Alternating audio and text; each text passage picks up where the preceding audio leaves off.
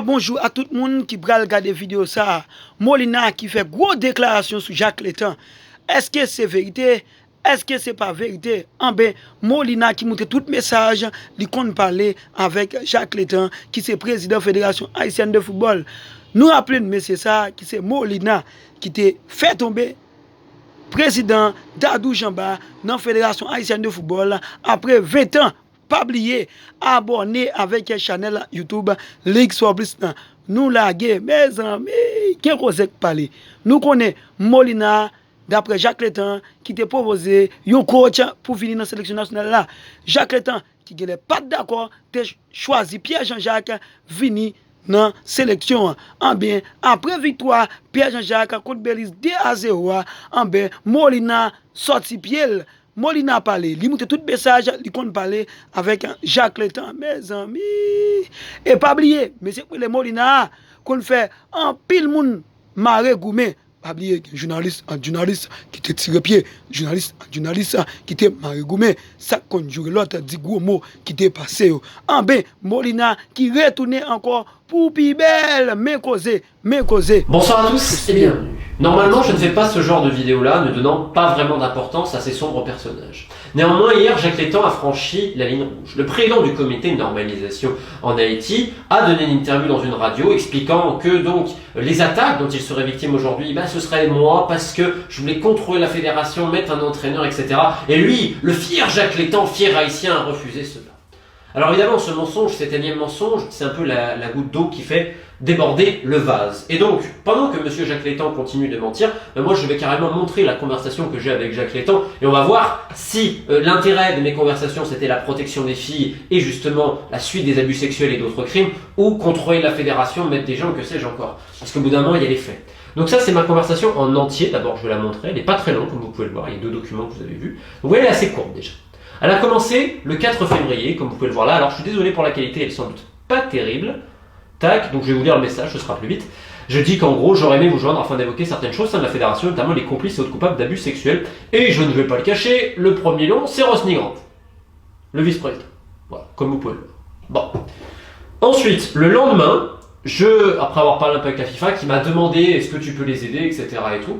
Mais moi, il n'y a pas de problème. Donc, je porte à la connaissance de Jacques Létan, le 5, des documents relatifs au trafic de visas pour les États-Unis, des documents signés par le secrétaire général Carlo Marcelin, où des gens ont obtenu des visas, c'est-à-dire dans la sélection, faisant partie de la délégation haïtienne pour les États-Unis, que ce soit en équipe féminine ou masculine, en échange d'argent ou pour certaines filles en échange de prestations sexuelles. Alors je tiens à préciser que Carlo Marcelin n'est pas celui qui a reçu les prestations sexuelles, c'est simplement le mec qui a signé. Mais sauf que si tu signes, tu fais aussi partie de tout ce business-là. Donc j'avais envoyé cela. Comme vous pouvez le voir, avec des points rouges, même faits par un ami, etc., sur les faux visas. Ensuite, il y avait d'autres noms de visas et tout. Nanani, nanana. Alors, je vais pas évidemment donner tous les noms de ceux qui ont bénéficié de ces largesses de Dadou. Par contre, j'ai transmis ça aux autorités compétentes. Je tiens à signaler que ces éléments concrets, factuels et des preuves relatifs à un crime, Jacques Létan les a soigneusement occultés. Alors, pourquoi? Demandez-lui pourquoi il a caché cela, pourquoi il continue de travailler avec des gens qui ont permis un système d'exploitation sexuelle à travers des fins simplement lubriques ou à travers des fins pour d'autres crimes.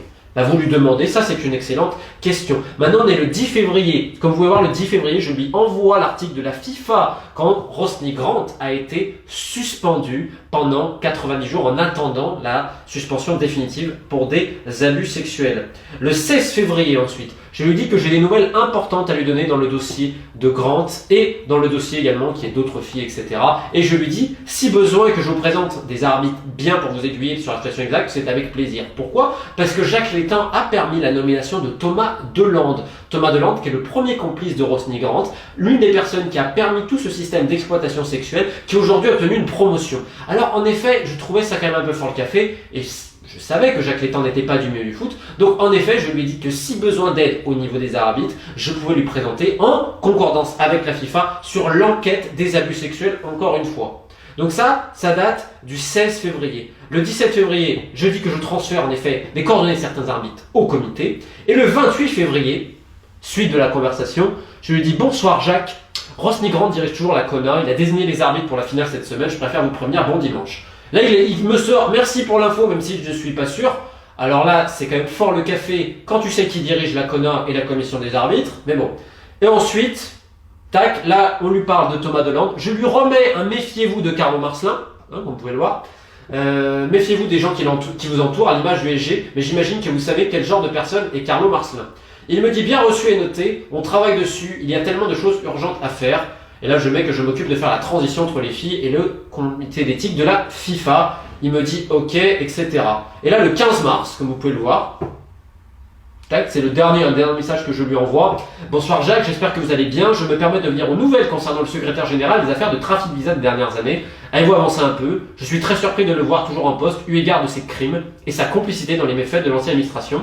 Il me répond pas. 2 jours après, il m'envoie des messages qu'il a supprimés. Il me met bonjour, on travaille. Et là, j'avais compris son petit jeu. Je lui mets, vous pouvez le voir, hein, c'est pas un mensonge. Hein. C'est-à-dire que moi, je lui mets directement. Pour qui Jacques? Pour Carlo, Grande, Dadou, Delangle. Vous m'avez assez pris pour un con. Vous ne pensez qu'à l'argent et vos ambitions politiques. La sécurité des filles, vous vous en foutez. Vous êtes ce que vous dénoncez publiquement. Voilà la conversation que j'ai avec Jacques Létang. Pas d'entraîneur, pas de contrôle de fédération, non, simplement faire le boulot sur les divers crimes et aller au bout. Et j'ai donc écrit également un mail à tout le comité en expliquant tout cela, en demandant aussi des choses, pourquoi Jacques Létang n'a jamais demandé une enquête indépendante sur toutes les personnes de la CONCACAF, de la FIFA et de la CAF qui ont reçu des filles en Haïti. C'est-à-dire que pour Jacques Létang, visiblement, prendre la virginité par la force de certaines filles mineures en Haïti, je me pose la question si c'est vraiment important. Parce que ce qui était important pour Jacques Létang ces derniers temps, c'était de négocier le salaire. À la CONCACAF, tout le monde était choqué que Jacques Létang réclame autant d'argent, surtout qu'il ne fait rien. Et en plus, il ne veut rien faire parce qu'il veut que les autres fassent le boulot pour lui. Donc Jacques Létang, qui dénonce publiquement certaines dérives du gouvernement, se comporte également comme un petit dictateur qui cache d'autres choses. Pour terminer, j'attire votre attention sur la dernière lettre publiée par Jacques Létang qui évoque les crimes donc de monsieur Jean Bart à des mauvaises habitudes.